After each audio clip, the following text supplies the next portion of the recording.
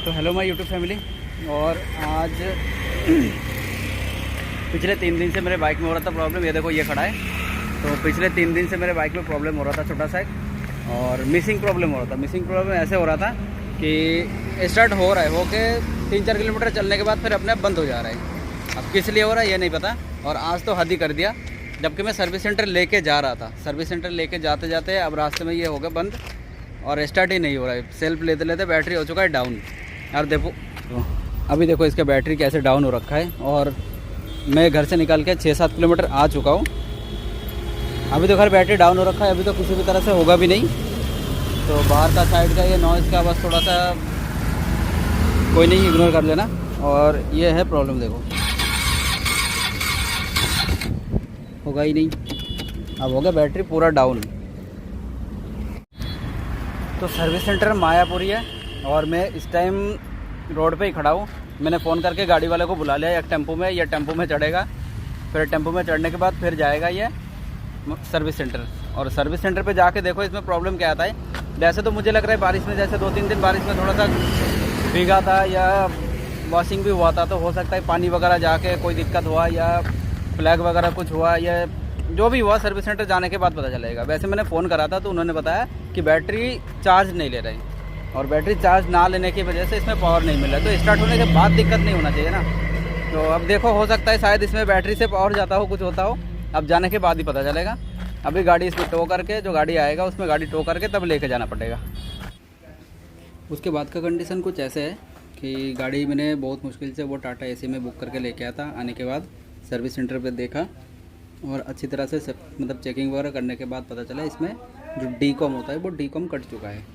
अब डीकॉम कटने की वजह से पूरा इंजन खोलना पड़ेगा, और इंजन के साथ साथ पता नहीं और क्या क्या ख़राब हुआ है वो खोलने के बाद ही पता चलेगा। तो एक मिनिमम आइडिया दे दिया था, मिनिमम मैक्सिमम कि 30-35 के आसपास का अप्रोक्स चार्ज बैठ जाएगा।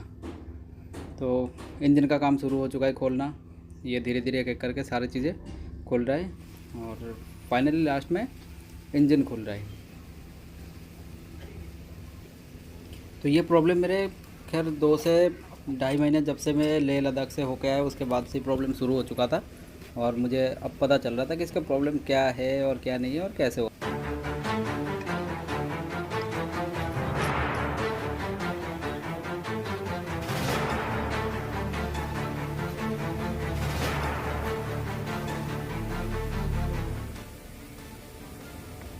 तो इंजन का मेन यूनिट ये खुल चुका है पूरा, और इंजन नीचे उतरा जा रहा है।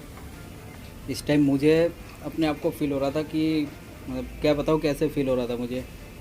जस्ट अभी 3-4 महीने हुआ बाइक लिया हुआ, और अभी से ये कंडीशन हो रखा है और इंजन खुल रहा है। तो बस वीडियो बनाने का अलाउ था नहीं, मैंने फिर भी दूर से थोड़ा वीडियो बना लिया और बता रहा हूँ क्या हुआ क्या नहीं हुआ। तो कंडीशन ऐसे है, इंजन निकल चुका है और इंजन का कंडीशन देखो। वैसे सील पैक इंजन है, अभी तक इंजन का कोई काम नहीं हुआ। वो मेरे ही गलती से हुआ था, जो गाड़ी पलट गया था, और उसका इंजन जो हेड है पूरा सिलेंडर किट के अंदर इंजन ऑयल आ चुका था, उसी वजह से ही दिक्कत हुआ है। तो अभी पूरा इंजन खोलने के बाद फिर देखो, फिर बताते हो इसमें क्या क्या काम आएगा और क्या होगा। तो सब मिला के ये देखो कंडीशन, ये है इंजन नीचे पड़ा। अब इसका जो काम होगा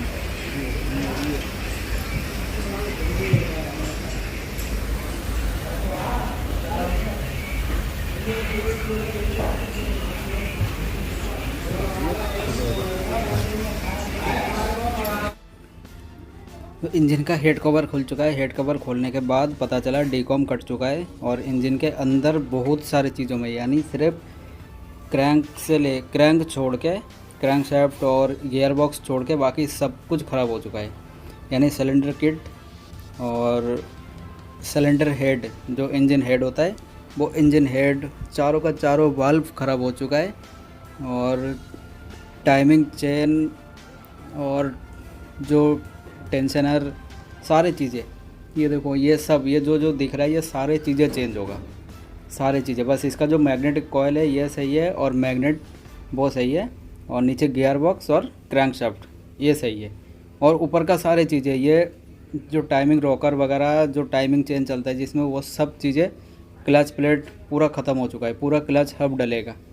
और लगभग सारे चीज़ें ख़त्म हो चुका है इस इंजन के अंदर और कुछ भी नहीं बचा है। तो अप्रोक्स मुझे आइडिया दिया था, ये इंजन हेड है, ये चेंज होगा जिसमें 4 वाल्व लगा हुआ है, और ये सिलेंडर किट जिसके अंदर पिस्टन चलता है वो चेंज होगा, क्लच प्लेट चेंज होगा। क्लच प्लेट का भी कंडीशन बिल्कुल ऐसे ख़त्म है, और उसके साथ साथ ये टाइमिंग रॉकर वगैरह जो ये मैग्नेटिक दिख रहा है, ये मैग्नेट वगैरह। तो नेक्स्ट मॉर्निंग इंजन फिटिंग का काम शुरू हुआ था, तो लगभग मैंने वीडियो बना रखा था। ये देखो ये सब चीज़ें, ये सब मतलब अब फिटिंग हो रहा है। जो चीज़ें चेंज हो चुका था वो साइड कर दिया, अब जो जो चीज़ें लगना था वो लग चुका है। इसका जो टाइमिंग वगैरह सब कुछ सेट हो चुका है, जो सीम वगैरह होता है सब कुछ बिठा दिया। उस टाइम वीडियो बनाने नहीं दिया था, लास्ट में मैंने बोला भाई मुझे थोड़ा सा वीडियो बनाने दो, तब जाके इतना सा वीडियो बनाया था। और बस ये लास्ट काम रह गया था क्लच प्लेट डलने का। क्लच प्लेट डल गया, तो लास्ट में फाइनली मेरे पास ये 4 पेज का एक फ़ाइल पकड़ा दिया जिसके अंदर ये टोटल बिल था। ये एक एक करके अब देख सकते हो ये कितने का बिल बना और क्या क्या पार्ट चेंज हुआ। ये फर्स्ट और ये सेकंड पार्ट का, यानी इसके अंदर सारे टोटल एक एक चीज़ का, हर एक पार्ट का सब नंबर है और सारे पार्ट का नंबर भी है।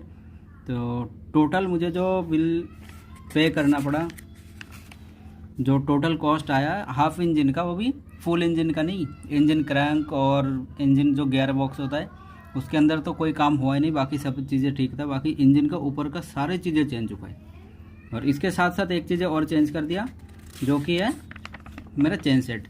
तो लास्ट का जो बिल है, टोटल जो बिल है, यह बिल मुझे इतने का आया, इतने का बिल आया 52,610, यानी 52,610 रुपीज़ का बिल है। ये मुझे फाइनली पे करना पड़ा। तो ये है आखिरी में, ये आया बिल KTM RC 390 का पूरा। फाइनली 2 दिन के बाद मुझे मेरा ये फिर से मिल चुका है मेरे पास। और अभी थोड़ा साइड में रुक के फिर दिखाता हूँ कि कंडीशन कैसे है, कैसे मिला और क्या हुआ क्या नहीं हुआ, पूरा डिटेल्स यहाँ पे खड़ा होकर बताता हूँ।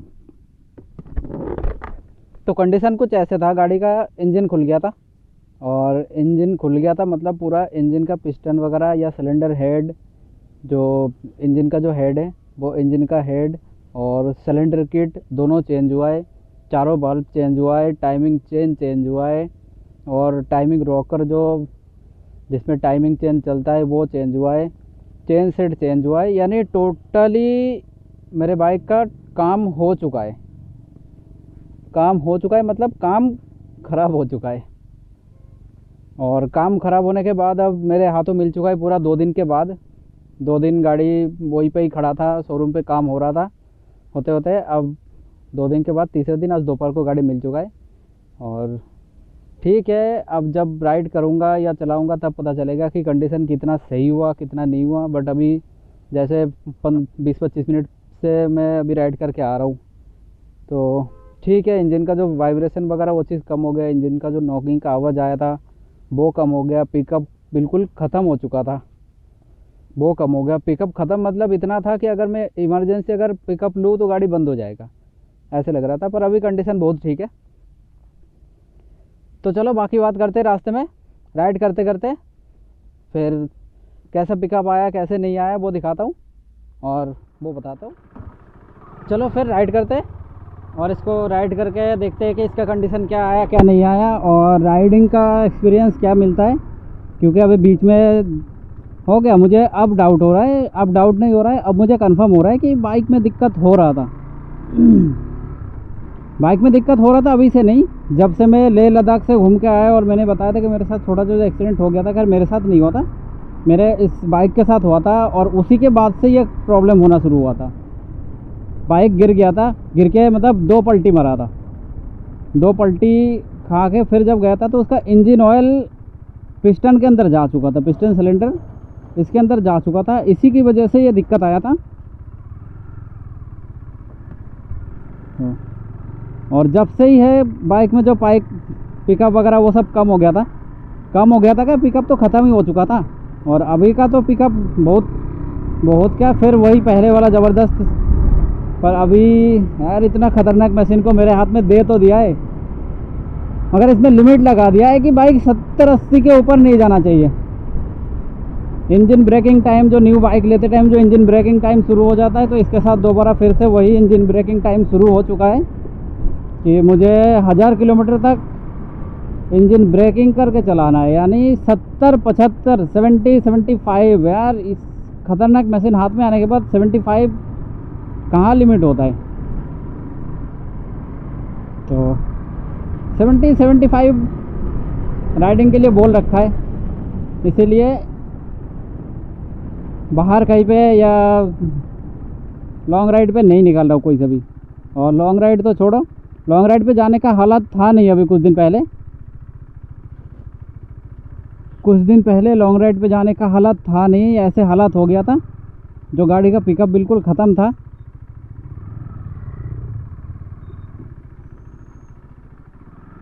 ओ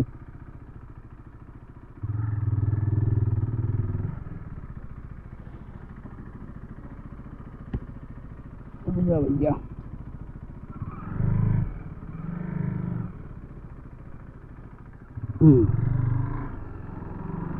यहाँ पे जो रोड कंस्ट्रक्शन का काम चल रहा है ये अभी तक पूरा हुआ नहीं है, और ये रोड खाली चलता है, इसलिए मैं यहाँ पे आया हूँ। तो चलो बस थोड़ी देर के लिए छोटी सी एक राइड लेके फिर घर के लिए निकलता हूँ। और बाइक तो मुझे वैसे मिल चुका था कल दोपहर को ही, बाइक मुझे कल दोपहर को ही मिल चुका था। ऊपर कहाँ चढ़ा दिया भाई साहब। तो कल दोपहर को मिलने के बाद, दोपहर को नहीं मिला था मुझे, बाइक मिल गया था कल शाम को 6 बजे। शाम को 6 बजे बाइक मिलने के बाद फिर कहाँ और जाने का मन था, और टाइम भी नहीं था जाने का, तो इसीलिए आज सुबह निकल के आया हूँ। देखो बाइक 70, उस टाइम 80 पे, पता है बाइक का कंडीशन ऐसे हो रखा था जो बिल्कुल मतलब ख़त्म, वाइब्रेशन इतना ज़्यादा बढ़ चुका था बाइक में। तो दोबारा मुझे वही पहले वाला फील आ रहा है जिस टाइम मेरे हाथ में ये बाइक आया था, और उससे से बेटर फील आ रहा है अभी, क्योंकि इंजन का जो नॉकिंग का साउंड थोड़ा बहुत माइनर सा थोड़ा था इसमें, और अब तो बिल्कुल ही नहीं है। इस वाले रास्ते का काम जब से शुरू हुआ है तब से यार रास्ते हर जगह पे रास्ते का हालत ख़राब है। कहीं पे ऐसे जगह नहीं छोड़ रखा है खुला कि हाँ जाके वहाँ पे बाइक चलाओ थोड़ा फ्री होके। भाई दिल्ली में तो ऐसे हालात, मुझे तो भैया कहाँ रोक लगा दिया। इस फ्लाईओवर के ऊपर चढ़ते, और यहाँ पे इस फ्लाईओवर पे थोड़ा सा रास्ता है आगे, मतलब थोड़ी देर नहीं, फिर भी काफ़ी दूर तक बाइक राइड कर सकते हो इसके ऊपर। और राइड करना क्या है भाई, इसमें लिमिट दे रखा है 75 का, तो 75 तो फोर्थ गियर पे अगर एक्सीलरेटर ले लूँ तो 75 तो ऐसे ही चला जाएगा।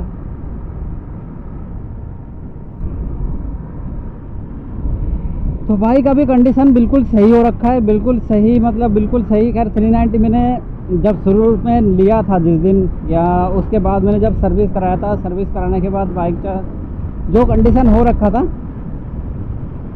उससे से बेटर है।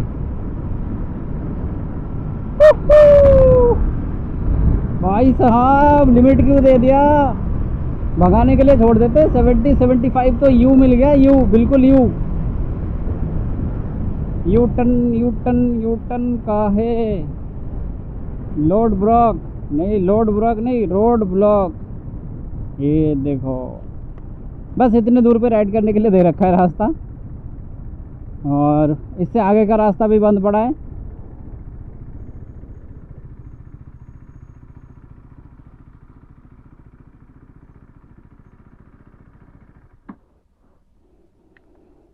तो बस आज की ब्लॉग यहीं पे ख़त्म करता हूँ, क्योंकि इसके आगे और जाने का इधर रास्ते भी नहीं है, इधर का भी रास्ते है उतने ही है। तो हाल फिलहाल ये है बाइक मेरे पास, और 1 महीने का या लगभग 1000 किलोमीटर का ब्रेकिंग है। उसके बाद फिर से देखता हूँ कितना टॉप स्पीड पकड़ता है और कितना आगे भागता है और कितना दिन मेरे साथ ये सही कंडीशन के साथ और सही तरह से चलता है। तो आज के ब्लॉग करते हैं यहीं पे ख़त्म। नेक्स्ट ब्लॉग पे मिलते हैं और